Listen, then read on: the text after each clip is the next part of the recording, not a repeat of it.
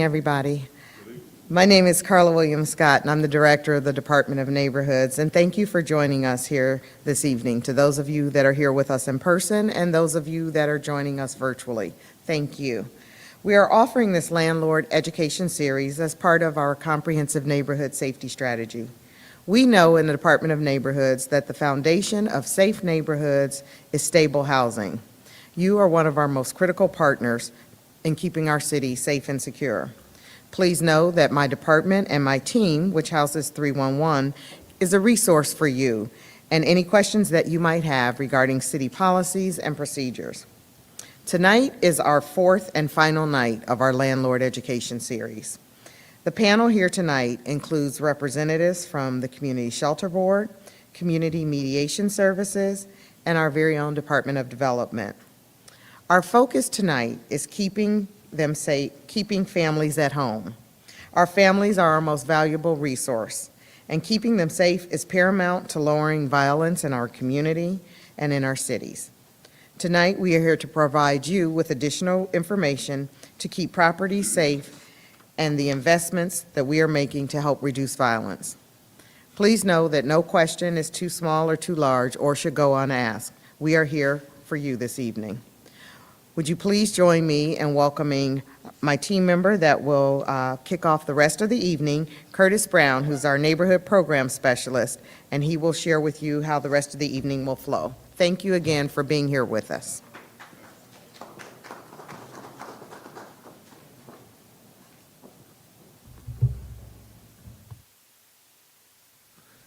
Thank you for that introduction, Director. Good evening, everyone.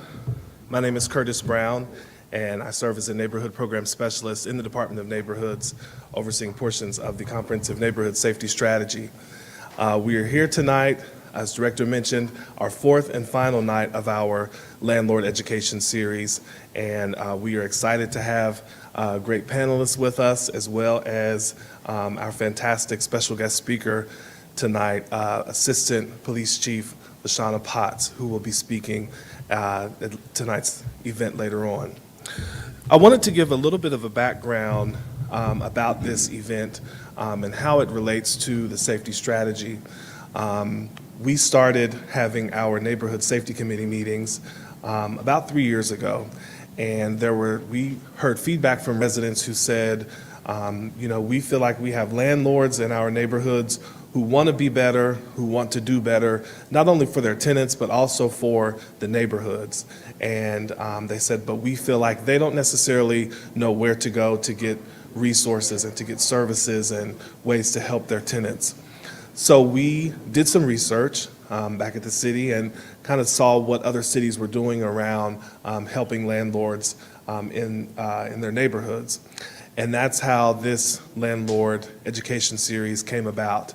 This is our third year doing it, and every year we are excited to share valuable information with landlords, as well as tenants and residents in our neighborhood. So we are happy, as I said again, to be here with you for our fourth and final night and our third year of our Landlord Education Series.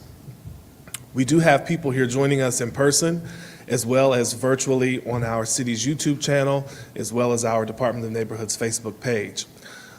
We want this to be a two-way street this evening. So not only do we want to hear from our panelists, but we also want to hear questions from those of you viewing and those of you here with us in person. If you're here with us in person tonight, please feel free to step to the microphone to ask panelists questions about their programs and services that their organizations offer. If you're watching us virtually, please feel free to utilize the chat feature on those platforms to submit your question, and we will get your question answered. We are happy to have with us, as I have said several times already, a fantastic panel with us this evening. Starting on this side, we have Marcus Salter, who is a housing stability specialist from Community Mediation Services of Central Ohio. We have Kim Stans, who is a human services coordinator in the Department of Development here at the City of Columbus. We have Jennifer Brimley, who is the housing director at the Community Shelter Board. And lastly, we have Janae Casto, who is the Community Housing Manager at the Community Shelter Board. And we are excited to have all four of them here with us this evening.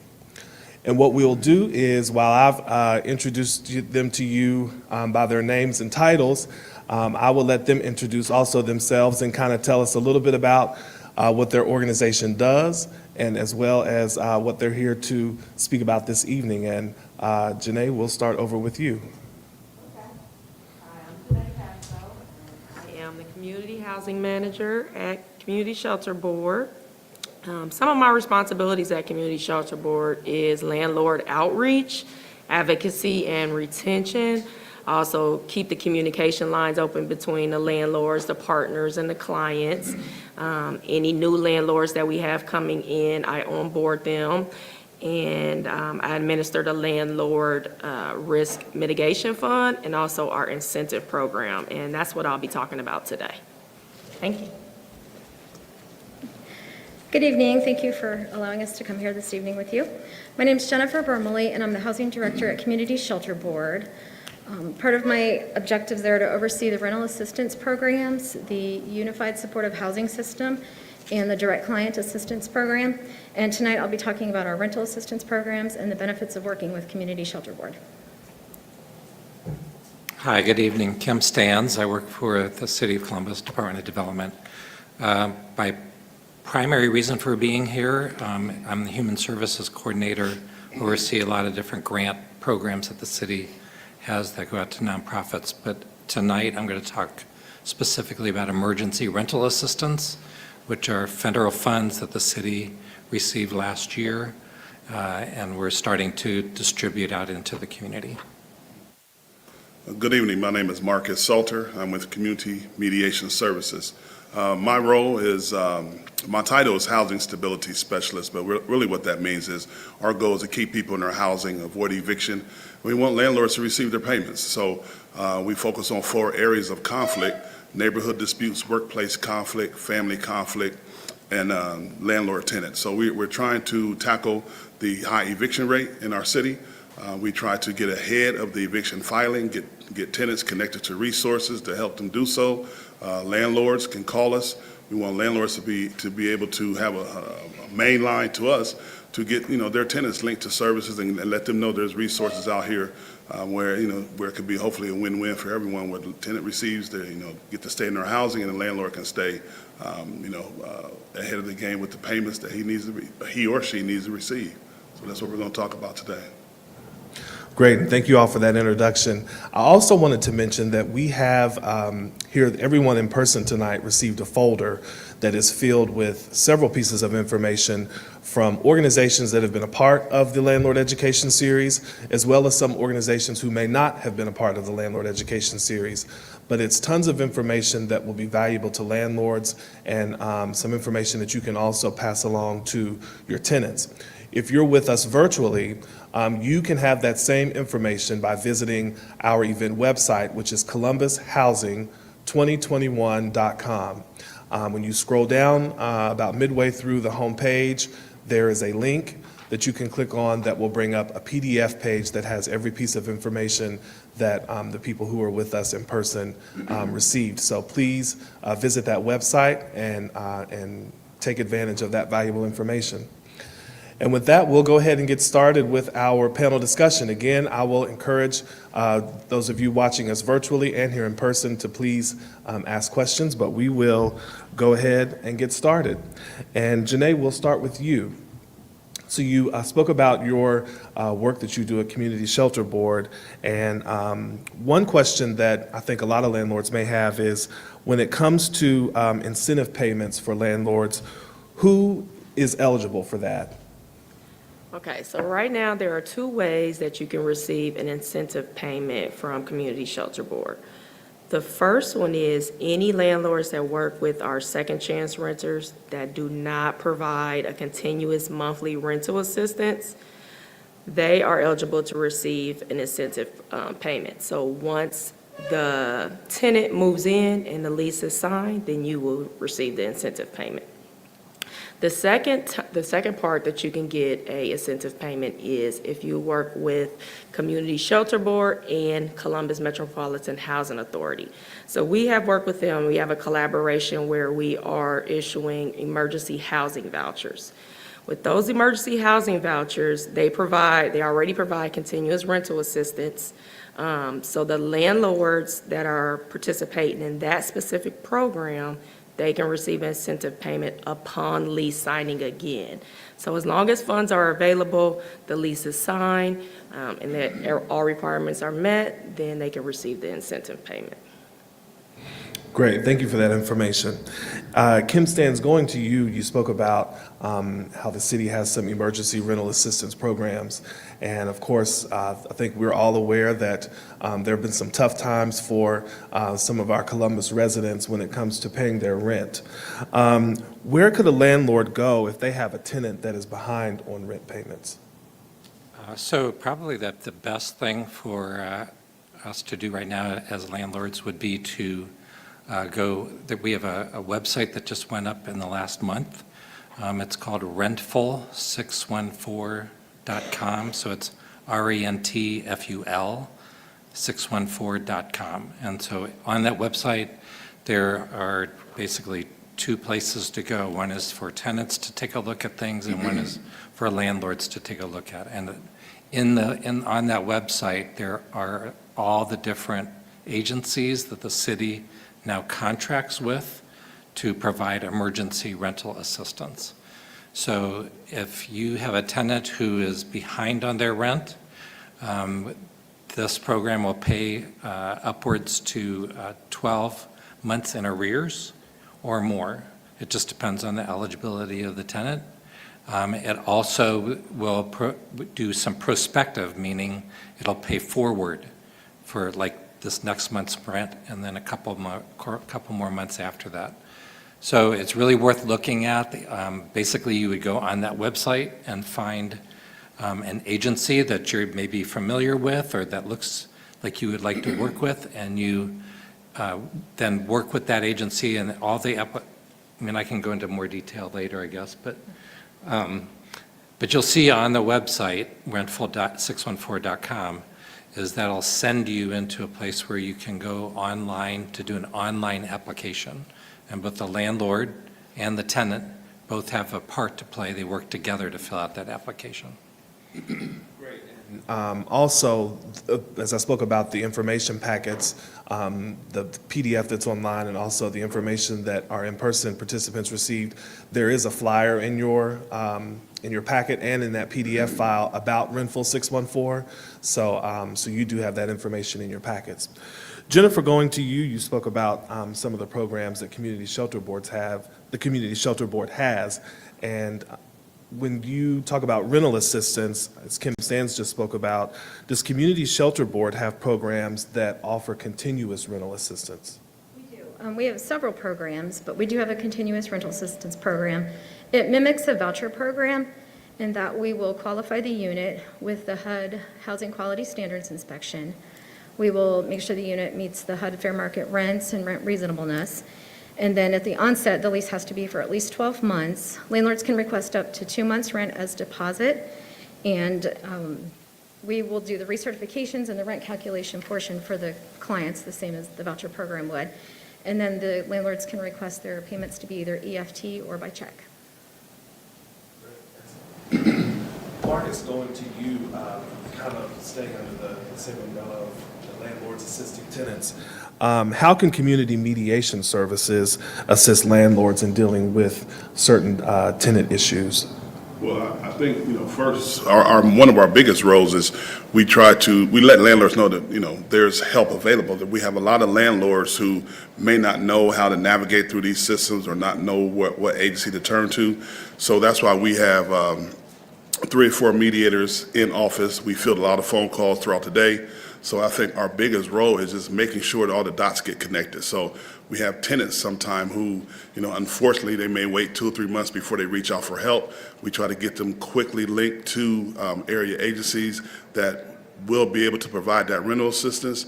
And I think some of the paperwork that's required, some of the uploads that's required, we're able to kind of take time over the phone, really walk that tenant through that process. Some landlords may not know how that process works.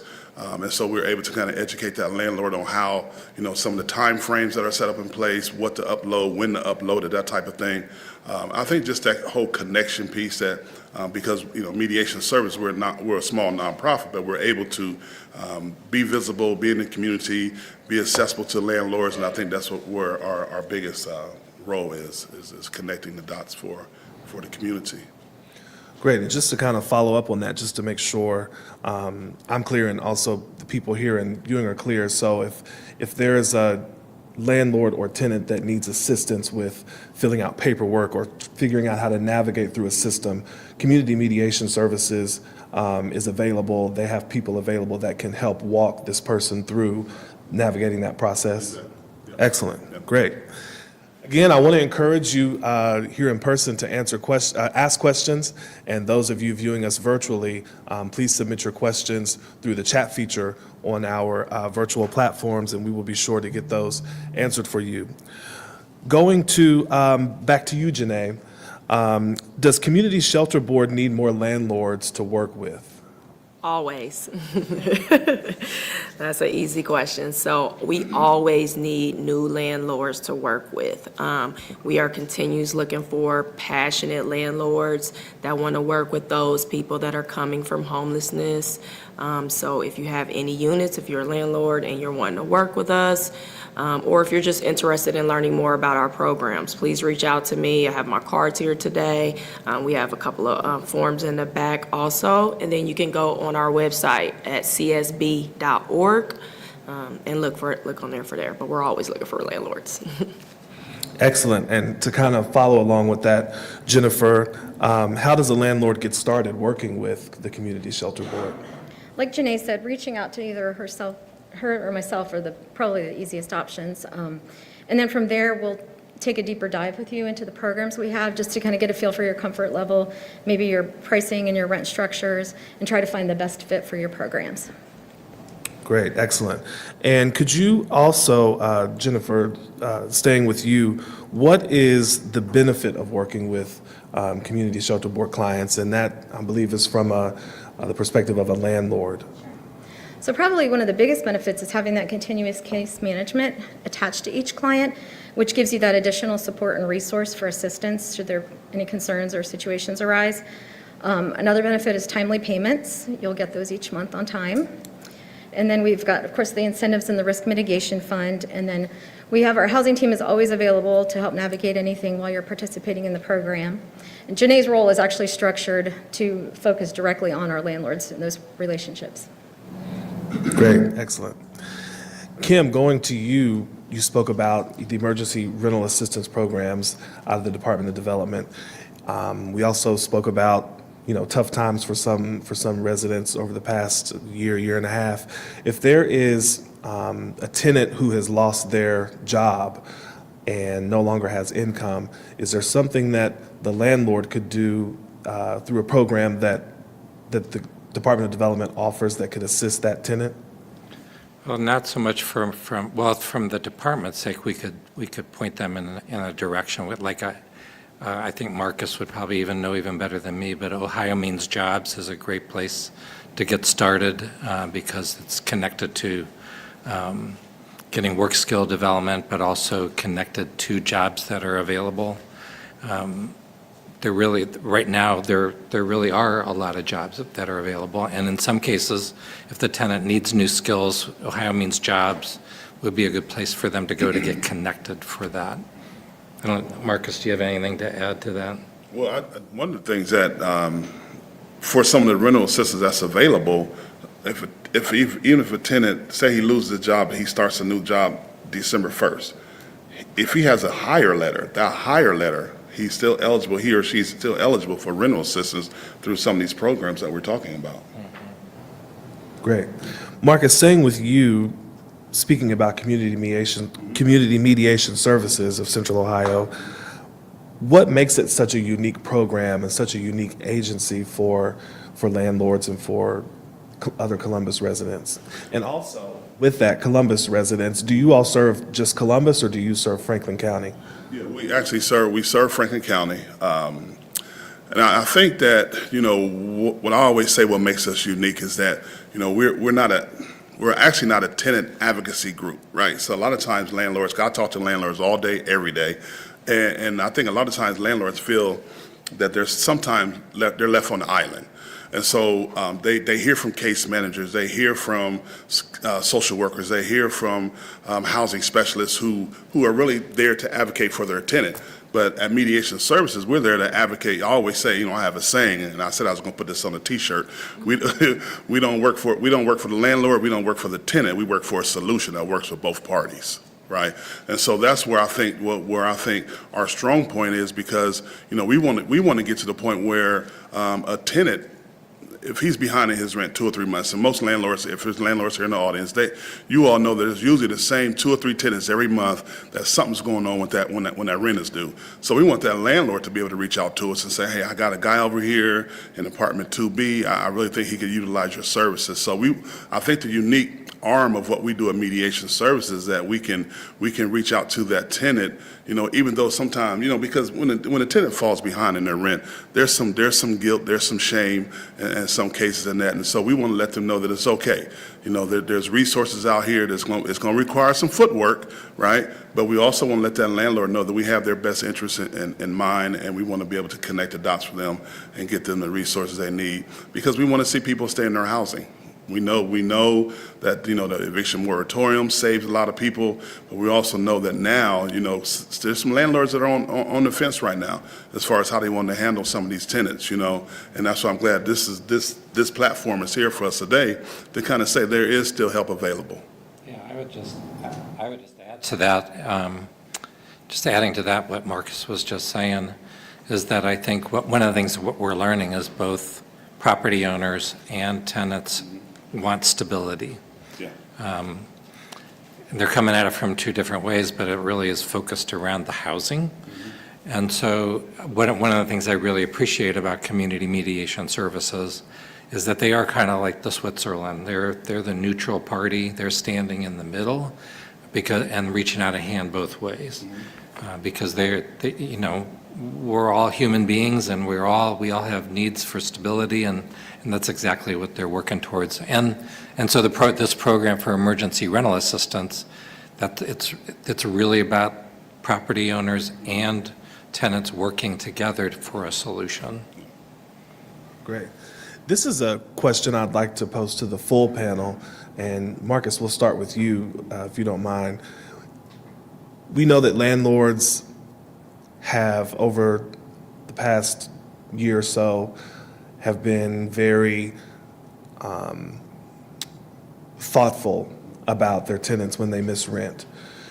Is there a point, and this is kind of speaking for your own programs at your own organizations, where if a landlord says, well, I know it's been 6 months they're behind, I know it's been 8 months that they're behind, is there a point to where it's too late when they come to your organization, to where you say, okay, well, you've let this person stay for 8 months, 9 months, and we can't, our programs don't go back that far? Is that a case? Or if there is someone who's been in a place for 8, 9 months with no rent, and the landlord comes and says, I want this back rent, is that possible? Yeah, it's definitely possible. With the rental assistance, like Impact, they're able to go back and pay the rearages and rent going forward. But then but there are some cases though where we have tenants who call us who are still not employed, may even have some health concerns, some health issues, and they're 6, 7 months behind. And so sometimes as a mediator, we have to have that real hard conversation, because we always got to always want to keep in mind that this is a business. This is a business for landlords. This is a business. This is how they eat. So one of the things that I always say, one, is there a way that we can maybe help this tenant move on, right? Because sometimes we have to have that hard conversation. The landlord has been working with you 6, 7, 8 months. Now it's time to maybe let's reconsider. But we always want to say we don't want that eviction to be filed. So we can come up with a mediated agreement where the tenant is out at the first of the month and the landlord doesn't have to file that eviction, and we can possibly link that tenant if they're able to get back on their feet, link that tenant to a new landlord who's willing to give them an opportunity. So it's a win. The landlord has possession of their unit back, and we are still able, in some cases, to hopefully retrieve some of that back rent for that tenant, so that person can move on without having that eviction hanging over their head. And the landlord now has possession of that unit back. So that's where we do a lot of our work, I always call it in the trenches, to try to avoid that eviction. And those conversations are hard because nobody wants to leave their housing, but sometimes it's the best option for both parties. Kim? I'm not sure what I could add to that. I think that, with the programs that the city is now funding, I had said at the beginning, we can go back. When the tenant is in the unit and the landlord is agreeing. Basically, what you're going to do as a property owner is you're going to agree with the tenant's going to say, here's what my rent is. And then the landlord's going to come into that application and say, well, it's really this, and I can show you that on the ledger, and here it is in the lease. And so we would go with what the landlord says the rent is. And so we would go back to however many months need to be paid back. And also, if they need to be paid for the next month, because in the situation Marcus was talking about, there may be a place where that person needs to move on because the place is just too expensive for the income that they have. And we know that there's lots of reasons why tenants may not be paying their rent. And so part of what hopefully the agencies that we funded all have case managers that are going to work with that tenant to help them figure out what's the best thing to do. Great. Jennifer? So our programs are a little different in that we do the income-based housing. So, for the most part, our clients are able to keep up with their rent. If they lose their job, they're able to come in and get a recalculation done so that their client portion will go down. So I think that's insulated our residents more than, like private market renters. But I do think that it's helped maybe over the past time with COVID just to maybe kind of get some landlords interested possibly in working with these types of programs, just for that stability with the income. Jeanette? That's about it. All right, thanks. And we have a question. Kurt Daggerford, my wife and I have like 23 units in the Linden area here. Probably 3 or 4 Section 8, I think, like that. 2 of them, they're 2-bedroom units that have individual occupants in them. And, one thing I was wondering of you guys, do you try to get people to room together to be able to take a situation where you've got a 2-bedroom, Section 8 comes in and they pay you a certain amount of money, but you only have 1 occupant in there. And here's this other bedroom that could be used for somebody else. And of course, I lived in college with 5 guys. You don't get along with everybody, but at the same point, it seems kind of like a waste, and it seems like there's a big need out there for you guys to have bedrooms. Is there some type of program where you try to pair 2 people together to utilize a 2-bedroom unit? That's my question. I'll be able to answer that a little bit. So we work with the YMCA, and the YMCA has a program for second chance renters that's called Rapid Rehousing Program. That program has, they work with landlords that do shared living. So it is one home that maybe has 4 bedrooms, and there are 4 different tenants, and they are either paying the rent straight to the landlord or whatever program that they are in. But that is one program that I know of, and we do provide risk mitigation funds for that type of shared living environment, to where if the tenant moved out, then we could pay maybe back utility charges, or what else can we pay? Physical damages beyond wear and tear to the property, loss of rent up to 1 month. Let's say they moved out before the lease was up, we could pay that. So that is one program that I know of. So I think that's a really good idea, and I know like Janae was saying, we were doing that a little bit, but I think it's something we want to do more. There's programs around the country that really, have figured this out and doing it, and I think here in Columbus, we've talked about it, like we're doing it with youth to some degree. Youth meaning like 18 to 24-year-olds who are homeless or on the verge of being homeless. So it's a really good idea. Yeah, I just didn't know if there was any thought Yeah. or program. But I'm just saying from what Do you I've have some seen- units? No, not yet. We're full occupancy right now, so. And that's good. That's good for you, right? Yeah, that's really So, good. All right, thank you. All right, again, encouraging people to ask questions here in person with us and online. Feel free to put your questions in the chat feature, and we will get those answered. And you've got another question. I was just wondering what the definition of second chance renters is. Sure. So basically, that's what we refer to, those coming from homelessness, or experiencing homelessness is kind of how we do.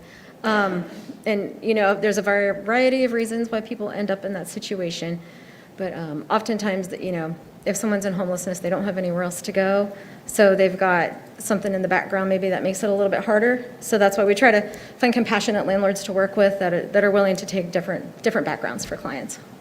And I'll just give a plug. Is this working? In the past, we had a couple of tenants that came from the homeless shelter, and we screened carefully. It's not like you just take anybody, but single women, they worked out great. I'm friends with them on Facebook years later. They were both tenants for years, no problems. So, I mean, if people think that they're all like problem tenants, that's not the case. And my husband was asking about the roommate thing, which, yes, is something he and I have talked about. As I remember when there were rooming houses like on campus, and there does seem to be such a need. But actually, thinking about it, we know somebody that could really benefit from that. So who would we put them in touch with? You were saying a youth, you're talking, the youth program through the Y, is that? The YMCA. So you can reach out to me, and then I can direct you in the to talk to the correct person that can give you the information about the shared living. Okay, thank you. You're welcome. Yeah, and that's a great point. If you all here in person with us have any questions for any of our panelists that you would like to speak about offline, feel free to connect with them after this event. And even if you're watching virtually, if you email cnss@columbus.gov, we can get you connected to any of our panelists if you have further questions. Moving on with some other questions, Janae, going to you, you spoke a little bit about the risk mitigation fund. Could you kind of talk about how a landlord could qualify for that fund? So the risk mitigation fund is to help landlords. It's intended to support the landlords who assume additional risk when housing our second chance renters in programs that usually do not provide continuous monthly rental assistance. So the amount is capped at $1,658, and that is with losses that may have incurred, like I said before, physical damages to the property that are not, that are beyond just wear and tear. Lost rent up to 1 month if the tenant ended up moving out before the lease was up and you're losing money, we could help with that. Any unpaid utility charges, sometimes pest extermination can get pricey. We can help in some of those cases. So it can't be any more than the security deposit.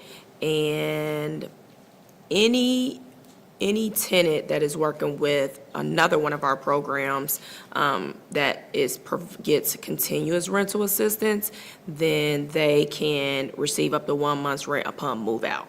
So that is another choice that they have. So we just want to try to help the landlords as much as we can. So that risk mitigation fund kind of comes at a good time, especially when the tenant has moved out and now you're having to turn the unit. So it kind of helps a little bit. Excellent, thanks for that. Kim, going to you, where can a landlord go for help if they have a tenant who may not speak English very well but needs help getting assistance or needs help figuring out resources for themselves? Sure. There are several agencies around town that work with immigrant refugees. Us Together is one of those. Community Refugee and Immigration Services, or CRIS, is another one. And Ethiopian Tewahedo Social Services is ETSS. So all of them provide help for those who don't speak English well or not at all. They could provide interpreters. And I think Community Mediation Services uses those kind of agencies. I don't know if there's another one that you can think of besides those three. Yeah, that's about the main ones we use, yeah. Okay, thanks for that. And we actually had, you're welcome to go back and watch the video on YouTube.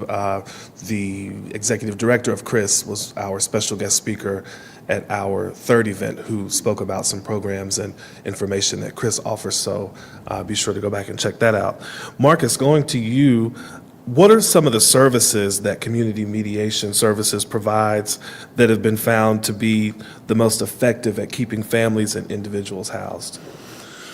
Well, I think one of the big services that we provide, we sometimes get caught up and we know we want to put money and get people paid up and all that, but I think that one of the services that we provide is a housing stability eviction prevention workshop. So our goal is to educate, when I first met our director, Shelley Whalen, and I went to a training at Mediation Services. I was working for a mental health agency then, but when I met her, she was talking about prevention through education. She kept talking about the education piece. And so one of the things that I've learned and I've really kind of grasped hold of since I've been at mediation for 4 years now is that, we have to, the way we can kind of beat this eviction thing, and we can beat it through education. Right, so we can give people information and resources to help them, one, understand their lease. What's the lease violation look like? Right, what does that really mean? Second, how to properly handle maintenance issues, how to put things in writing. So we do a 2-hour housing stability workshop that and it never fails. Pre-COVID, I was going inside every homeless shelter, community center, doing these workshops, and it never failed. At the end of the workshop, people would say, tenants would come up to me or residents would come up to me and say, man, if I had this information before I ended up in this situation, I would have done things a little bit differently, right? Because sometimes as renters, we make mistakes. We allow people to move in, whether somebody gives us a sob story or he or she's cute, we let them move in, and then that creates a whole different problem, right? So the thing that we have to understand is that we have to educate our way out of this problem. I think that's one thing. Our hands-on approach. We have mediators at court Monday through Friday. So I'm more in the office. We have mediators in the office, but we also have mediators there at court servicing the community. People come up to the table. If a person calls me today and says I have court in the morning, I always make sure I tell them, see our mediators at court.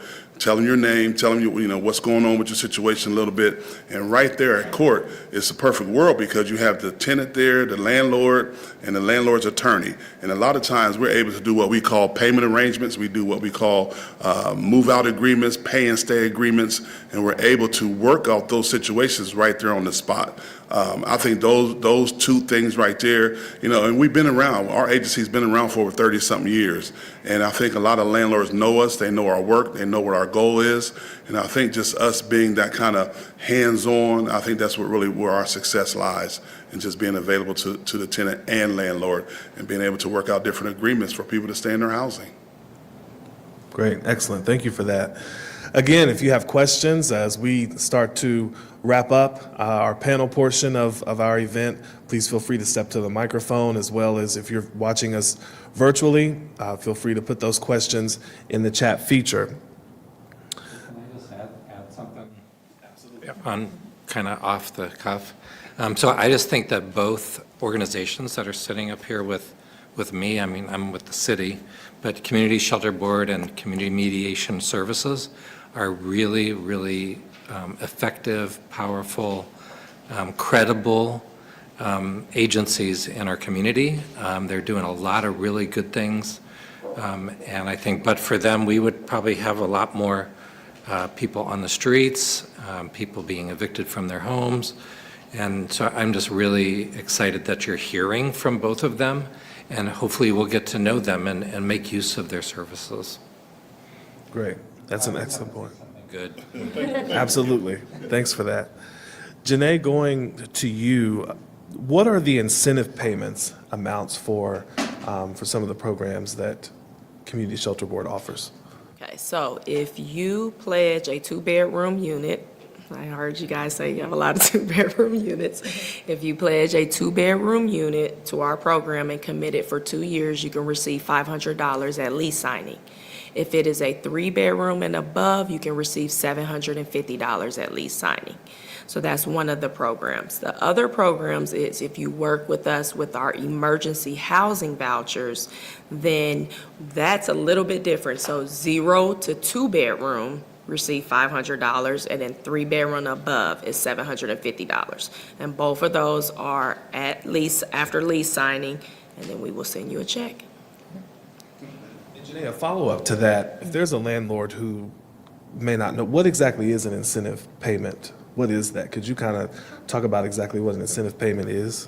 Okay, so it is money that we give you upfront just to help with anything. I mean, it can be with making the unit better or just into your pocket, just period. The way that we can work with landlords is, again, second chance renters program, pledge the unit for 2 years, you receive the incentive payment before lease signing. It's just extra money that we give to the landlords to help, and basically saying thank you for being compassionate and working with us.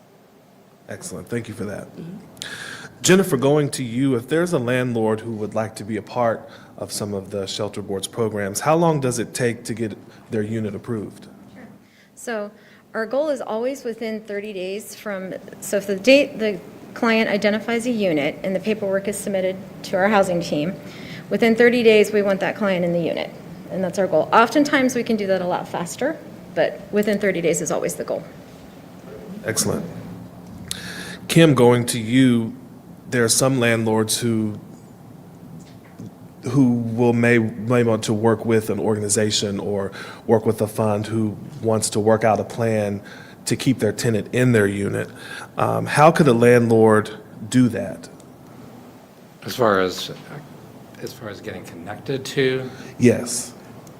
so yeah, I think everything that you've heard here tonight is going to help with that. Again, going back to Rental 614 is a really great resource. It's not just about rental assistance. It really talks about a lot of other resources that are available to both tenants and landlords. I think it's a good thing to give to your tenants. Just say, here's a resource for you. If you may need it in the future, it's back to what Marcus was saying about prevention. Just if all of your tenants know, here's the resources. If I get to that point, I think it's really good. One of the other things I wanted to say is what's driving both what the shelter board's doing and what community mediation and what the city's doing is we have a housing shortage, a housing supply shortage. There are not enough, well, there's not enough for a lot of people, but especially for that's affordable housing. There's just a big shortage. The market's tight. That's why you have 23 units and they're all full. It's a really tight rental market, and so we're trying to find ways to get people out of emergency shelter who maybe just dropped off, because if they lost their job or there was a medical reason, and they're trying to get back into housing. So these incentive programs are doing that because the supply is short. Great, thanks for that. And Marcus, when a tenant is faced with an eviction, what's the most important thing that they should do? Take action early, all right? So, we get calls from people. A person in Franklin County, a person receives a summons in the mail. So their eviction, if they've already had the eviction filed. So again, our goal is not, we want to get ahead of that eviction. We try to intervene before that eviction is filed. But one of the things that we focus on is, let's put a plan together as soon as possible. I always say when I speak publicly, and if there's tenants in the room, I always say there's probably somebody sitting in the room right now that they know they're not going to have December's rent. So let's don't wait till December to put a plan together. Let's put the plan together now.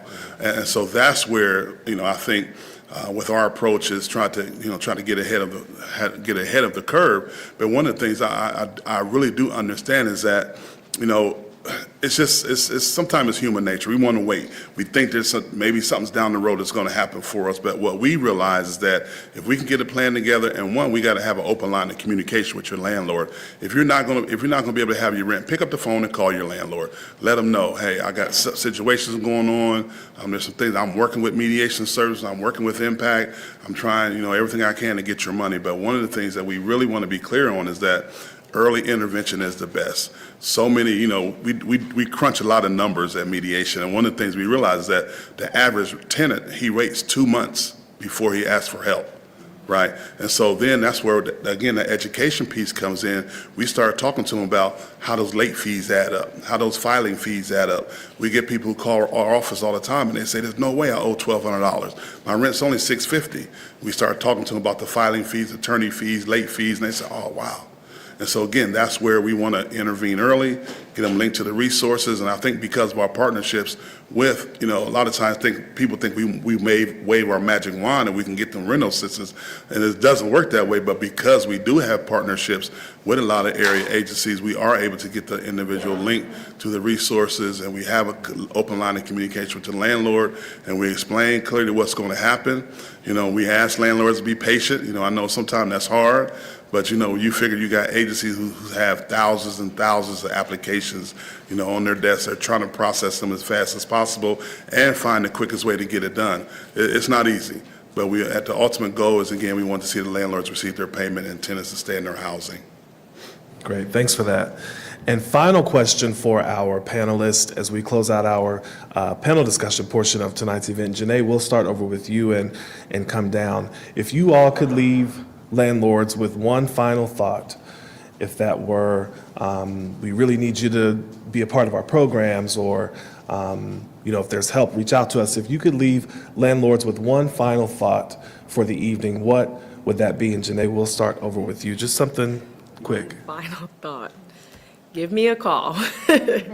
That's the thought. Give me a call at Community Shelter Board, especially if you're a landlord and you're looking to expand, or if you have vacant units that are just sitting. Vacant units that are sitting, I can send you someone tomorrow. So that's all I would like to say, is just give me a call. If you're a landlord and you're looking to expand and you want units and you're looking for tenants, we can definitely help you with that. I'd just like to add to Janae's, we value our landlord partners. We know that we can't do this without you. So, we've got a lot of folks that need housing. We know there are compassionate landlords out there. Maybe you're willing to set aside 1 or 2 units to work with our programs. We'll work with you at your comfort level and where you are, but we need you. Yeah, my thought just kind of fits into what Jennifer was saying, is that we see you. We know that stability goes both ways. It's not just about tenants, it's about property owners.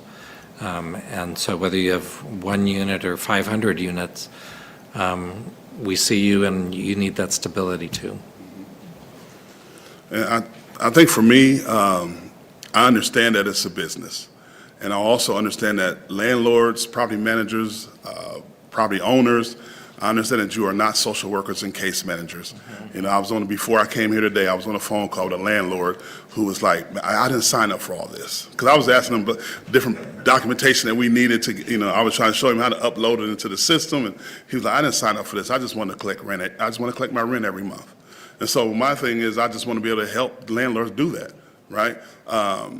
Get you the necessary resources. And if that tenant, and sometimes the hard reality is that tenant may not be working out. So let us help you with that tenant. Call us. Sometimes the tenant that may not be able to call or may not be willing to call, you call us. Mediation Services, I'm going to drop the number out there, 614-228-7191. Extension 13 is our general mailbox.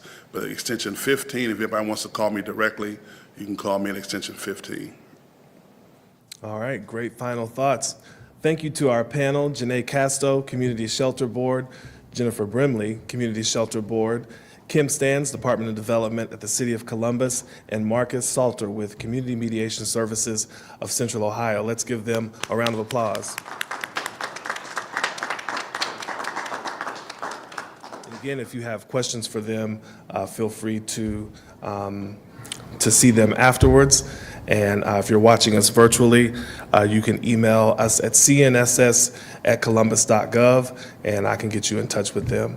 And is it Director? I would like to turn over this portion to our Department Director, Department of Neighborhoods Director, Carla Williams Scott, to introduce our special guest.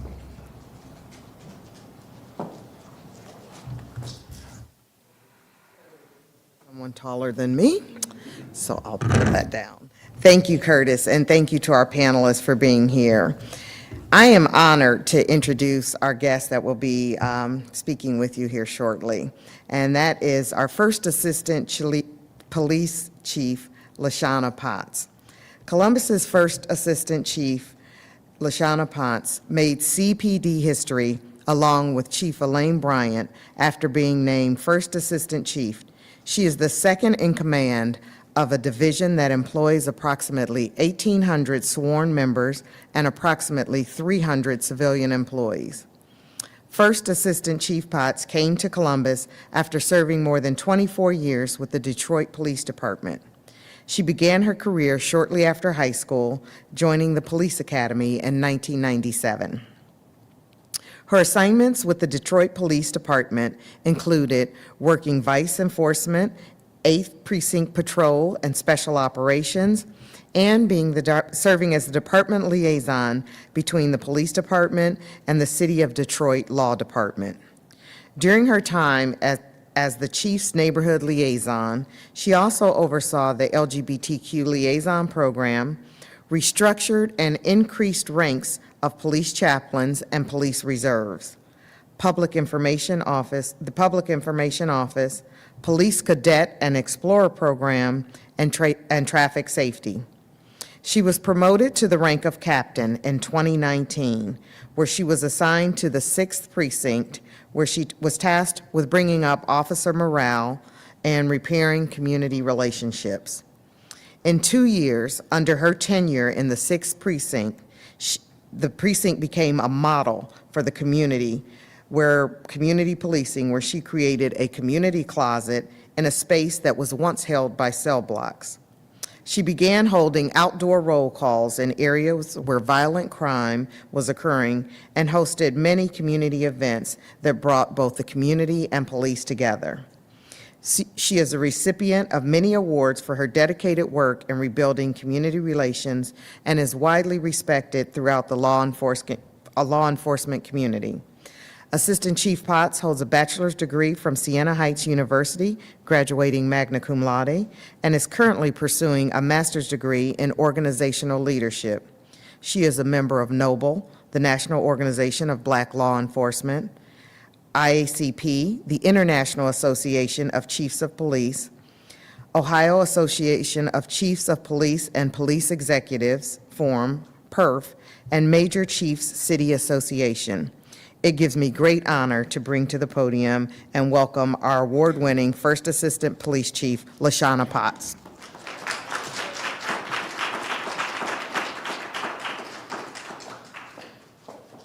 Just so you guys know, I paid her to say all that.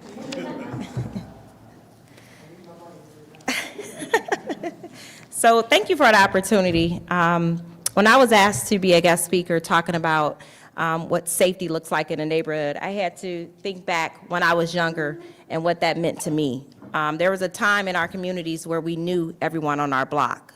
There was a time when the neighborhood watched out for each other, where you couldn't stay out past the streetlights because not only did your mom get you, but the neighbors on your block would get you.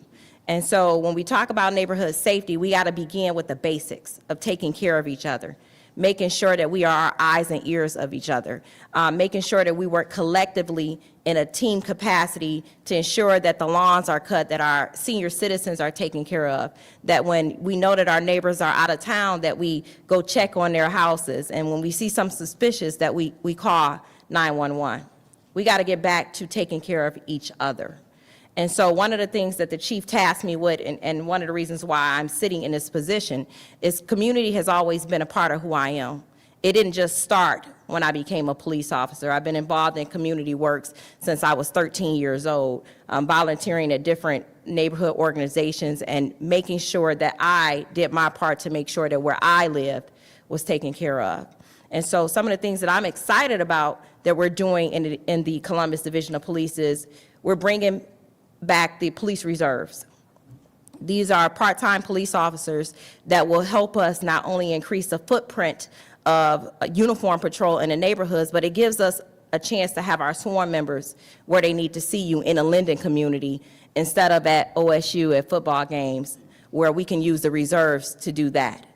Another thing that I'm proud is we're going to increase the chaplain corps ranks. And so right now in the Division of Police, we have 9 chaplains for a city of 900,000 and a sworn membership of 1,800 and 300 civilian. There's no way that our chaplains can be what they need to be at the level of just 9. And so one of the things that I'm tasked with is increasing every year, beginning in 2022, we'll be bringing 25 chaplains on board, hopefully to get to the number of 100.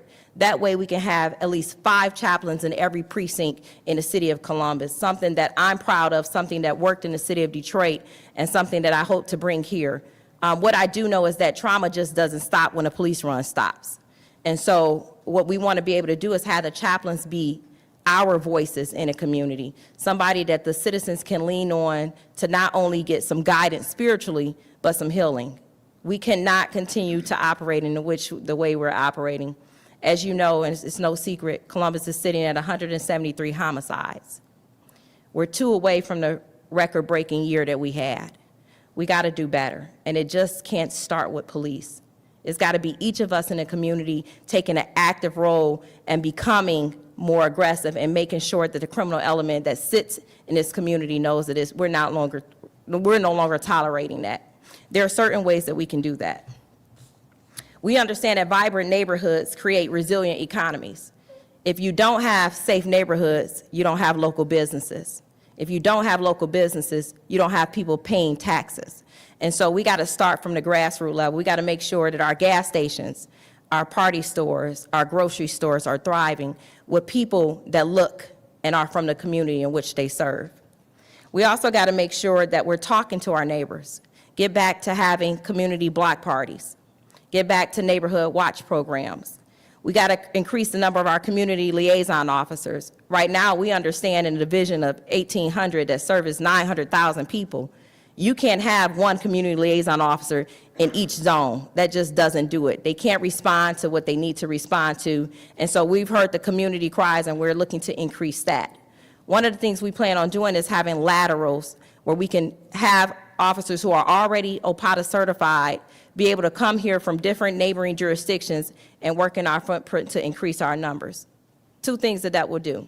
It'll help us decrease response time so that when a citizen calls 911, we're within a reasonable time frame of getting there. But it also puts more of those officers in your neighborhoods, walking foot beats, rolling down the windows and not just going from run to run. Our officers are doing exceptionally well with what they're given, but we can do a lot better. And so the chief and I and our leadership team, we are committed to making sure that we partner with other city services so that we create something that we're proud of, a legacy that extends well beyond when the chief and I are no longer here. We want sustainability and something that's continuous, that the next chief coming in will be able to just move right in and continue the programming. We're looking at creating zone houses. One thing that I found here was interesting, we have subdivisions, but our citizens don't go there. And so for me, that doesn't make any sense. A citizen should be able to go to a precinct in their neighborhood and file a report. Right now, you have to either go online or go down to headquarters. Unacceptable. And so we're looking to change that with the help of the mayor. We're looking at creating radio patrol units where our citizens become our eyes and ears, but we give them tools like radios, so if they see something, they will be instantly connected to the officers who are on patrol. This is something that works very well in other agencies, and we're looking to bring that here. We're looking at a real-time crime center, where we're in real time, our officers can see the crime that's occurring in neighborhoods by utilizing cameras that are at businesses. And so it does 2 things. It gives citizens who want to stop at a gas station at 10 p.m.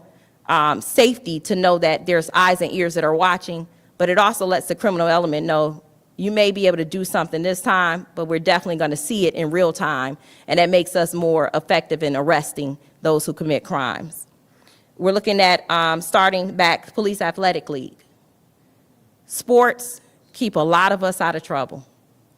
And so when you go around, rec centers are great, but there has to be a community collective with officers that are in a community working with our youth. We cannot rebuild relationships if we're in silos. And so that's one of the things we're looking to bring back is our Police Athletic League. We understand that when officers partner with our youth in a capacity that is just not enforcement, that we create a bond that's unbreakable. And so those youth feel comfortable with giving us information they wouldn't normally give us. And so another thing we're looking at is creating a family network where when we increase our input with the child, we don't just stop there. The chief has said this over and over again. We can't just save a child and leave the family in a toxic environment. So one of the things we're looking at doing is have a holistic approach. Not only do we heal the child, but we heal what ails the family. So we're looking at bringing in resources like if there's domestic violence, have counseling available. If it's job readiness, if someone has a literacy problem, making sure they learn how to read. If they don't have education, helping them get their GED. It is the goal of this division that we not just enforce the law, but we create an atmosphere where the citizens understand we're family and we can't do this without them and they can't do this without us. And so there's no more us and them. It is just us working collectively together to make Columbus somewhere that all of us can be proud of. And I'm open to any questions.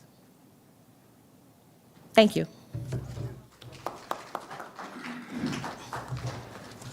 Okay, so I wanted to know, what tools do you all have available or pursuing for the citizens that is constantly having issues with their devices, as far as internet, as far as phone, if they're having those devices compromised? Do you all have the resources to do the investigation? So usually when you're talking about someone who's hacking into a database, if it's at a local level, we'll handle that, but if it's something like where you're saying a network is compromised or things like that, I implore people to make as many police reports as they can. Sometimes the federal government will handle it, sometimes the local, we can handle it, depending on what the crime is and where it's occurring. Thank you. You're welcome. Thank you.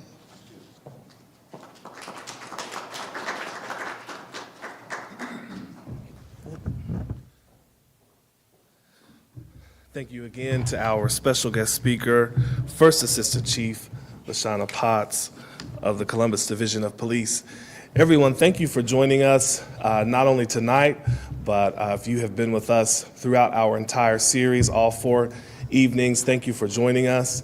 All 4 series are on our City of Columbus YouTube page if you happen to miss one, so please go back, please go back and check it out. But while tonight is our last landlord event, of course, the Department of Neighborhoods is planning for its next event.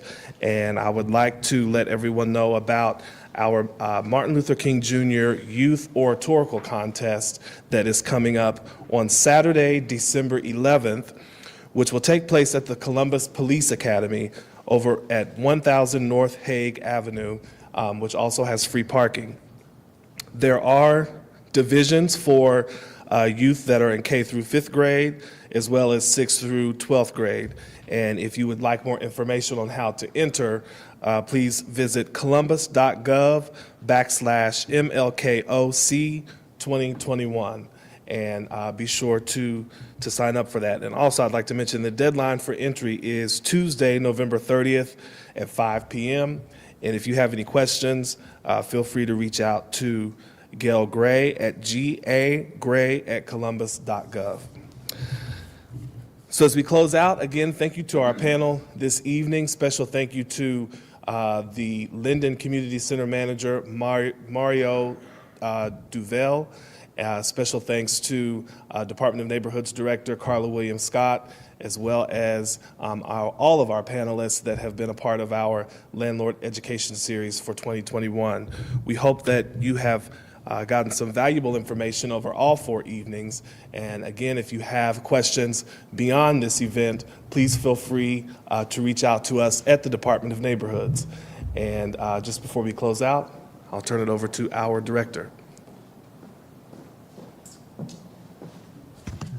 Curtis, one thing I wanted to mention, and especially for our landlords here and for our viewing audience, the city has dollars available to help individuals who are behind in their utility bills if they have city utilities. And so they can reach out, they can call our 311 call center, and we can get information to them at 645-3111. We're trying not to, to avoid disconnects, and we want people to take advantage of the funds that are available to assist them. So again, that's 614-645-3111 if you need assistance paying your city electric or water bills. Thank you.